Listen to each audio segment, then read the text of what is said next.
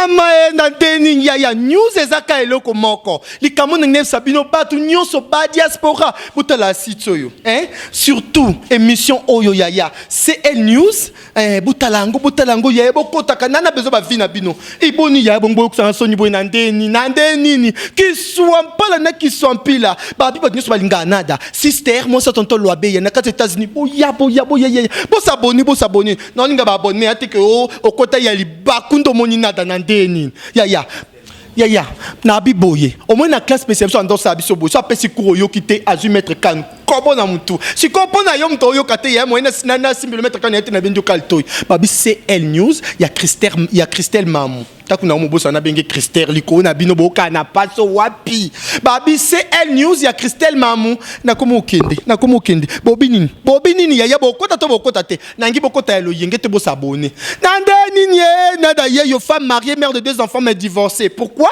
parce que mbela kin bazama kambo elengite botelo no sala et à surprise bokante no sa ni lotina kitika. Salut très chers internautes, merci pour votre confiance au bon message toujours coupé Sabiso na site Amino Mounini à Gaillard, c'est El News TV, mon pépé à Sika, Christelle Arose Mamoulirane de la presse. Merci l'autre qui était précisément na Kitambo Oyo vraiment na news oyo impact na pokwa lelo, na news oyo impact na mokula lelo DC ya moko artiste et comédien munene ya mboka oyo groupe Salongo asala mambebele na mboko oyo papa mundanga donc il est bel et bien mort à Koufi Mkonalelo bino mo baby passe comme il qui est maladie en direct qui et tout bambasu tout ça et ça libiso passe na Mkonalelo que a kofatika famille munene boye vraiment et on te quitte tellement pour on peut ça no ba image il y a bien avec Golo Mayala notre caméraman qui est derrière là papi Voima papi Michopo donc papa Mdangandang est bel et bien mort. Je dis un grand merci à Nzola Nzoziba Toulon Paka, Papi Nzola Meso NTP Prod. Donc ça me fait vraiment très mal au cœur. Notre héros national Yango, to Kitty Toza interview à Bana famille, Yolanda Mayala, c'est parti pour la image.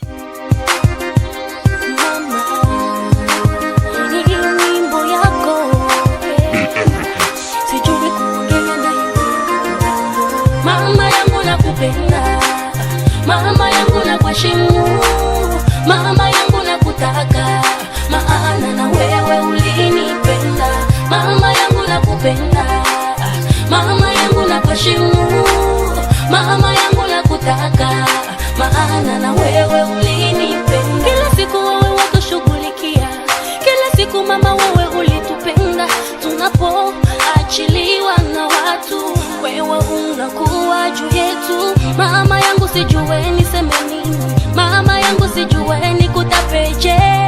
Kweli watupenda mama, oh I love you. Mama yangu nakupenda, mama yangu nakuheshimu, mama yangu nakutaka, maana na wewe ulinipenda.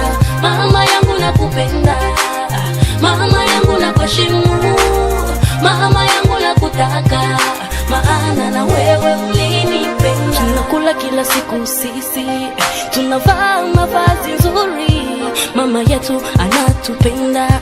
No mama, wewe ni mama mzuri, wewe mzazi mwema, nikutapeje mama.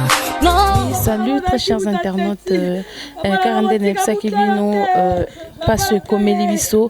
Oui, d'autres perdre un grand artiste, comédien Mounene, papa Mundangandangwa Tikibiso. Ça fait vraiment très mal au cœur. Et en gros, compatir en a famille, on va perdre papa Nabango.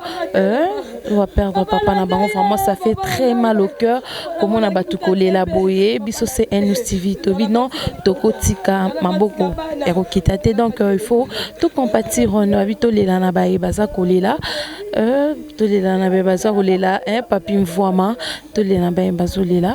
Merci. Bonjour papa. Bonjour. Bonne santé. Santé bien pénétrée pour la douleur tout ça donc. Ça n'est pas papa. Présent Kitoko et donc Naza naïf son donc dans la famille donc le moi qui camarade donc on est dans les passes en quoi. C'était quoi mort subite? C'était quoi au juste? Je vais nous expliquer parce que bon, Orlando de partout dans le monde. Bon, Banapoto, nous sommes les Cambo très bien. Nous avons abeli, ça fait 7 mois déjà. Zalaki na maladie, tu as qui dans l'hôpital. À part avant les bosses hôpital, tu as qui dans l'église, tu es hôpital. Kitambo, tu es compliqué. Bon, pendant 7 mois. Nous avons amélioré mon lit, mon aïe. Tu as qui malade en bas, tu as qui en bas, c'est compliqué. C'est ça. Bon, mais banquette, c'était beau, et où t'as qui ou bien ça? Bon, en réalité, Mbassou, c'est la cas et où t'as pas mon tabou qu'elle a caca. Donc, Mbassou, ça c'est que il y a un Mbassou la cas qui va boire qu'il moutou, va boire qu'elle a encore boire qu'elle a. Donc, bon, tu dis qu'à Mbassou y est dans zéla moko boye. Bon, tu y es pénalité dans la salle yango. Pourquoi? Bon, on a qu'à étalika nzambe moko. Mais moutou a salle yango et bakata pe di bangate. Pour souka y pe kaka. Ah, qui tape kaka. Donc c'est ça. Ok, merci beaucoup. On prend aussi son fils, Prince. Bonsoir, Prince. Comment?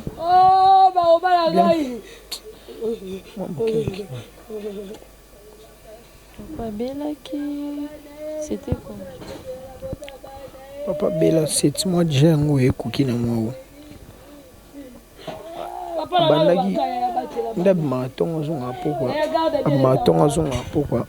Là, dimanche, je vais constater dans le corner à gauche.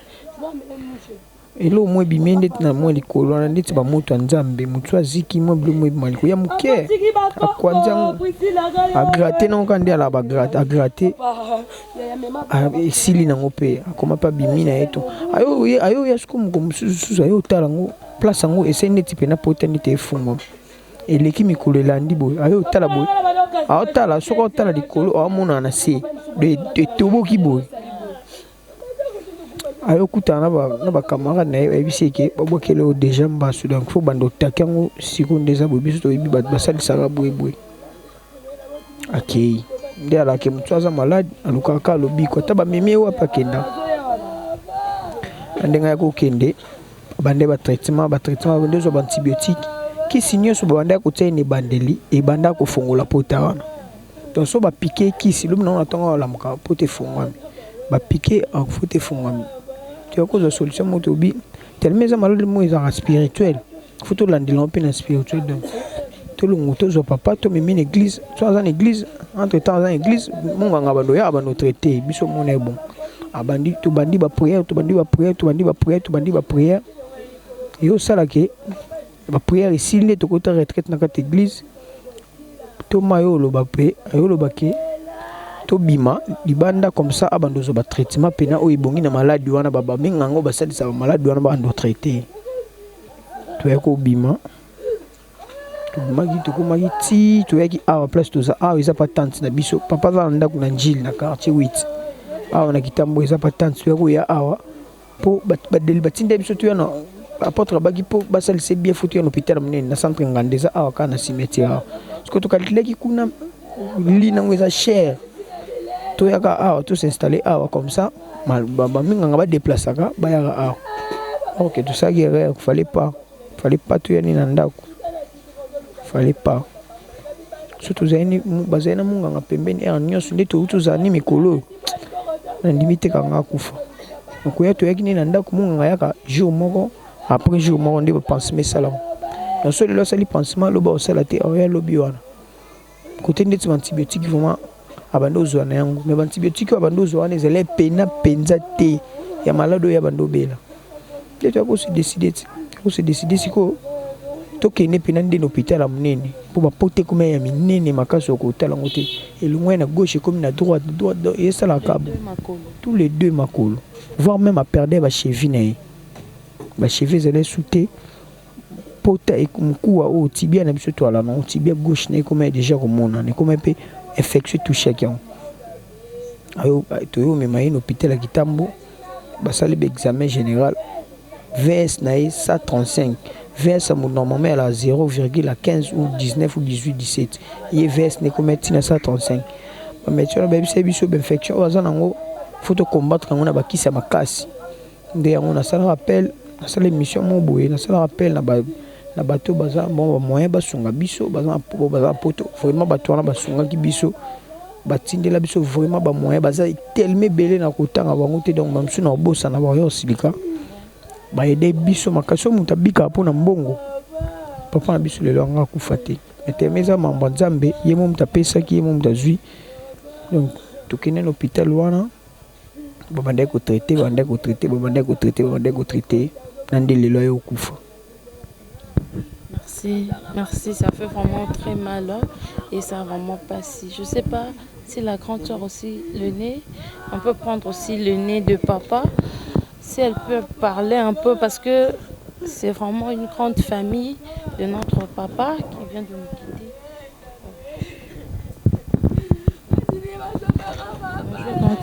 Bonjour. Comment ça va un peu?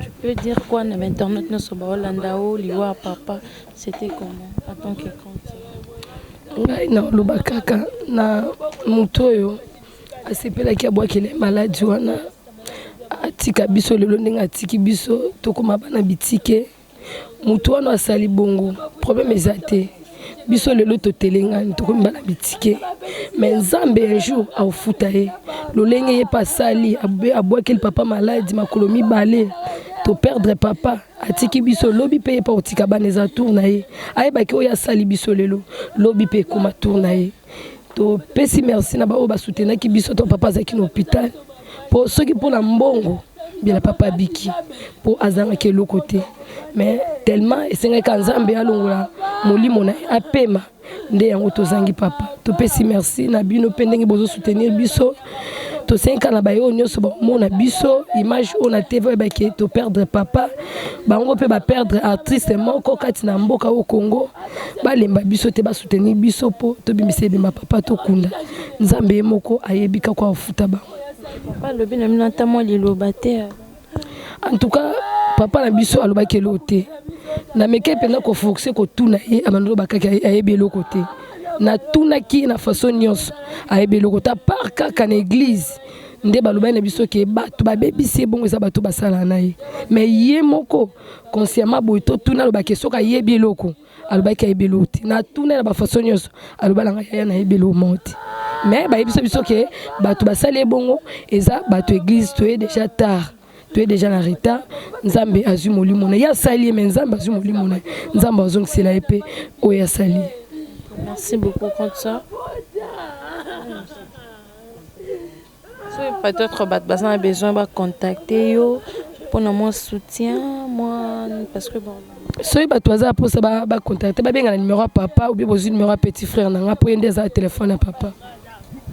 Occuper ce numéro, peut-être besoin a besoin babenga on a soutien na bango parce que soutien na bango c'est très important.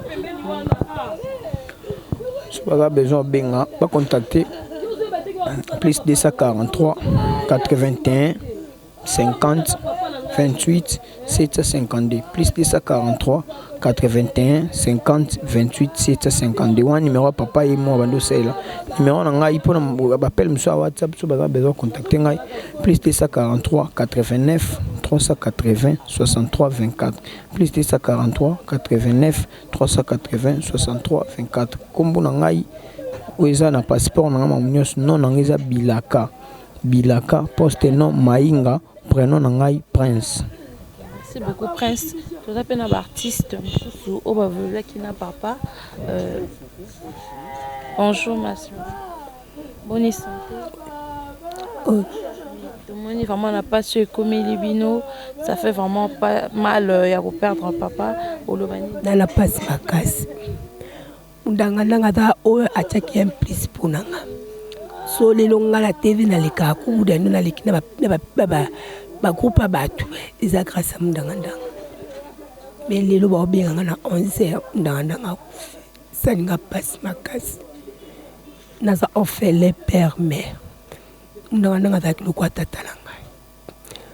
Même ndanga ndanga okufa boye azotala isimate chaque jour azala.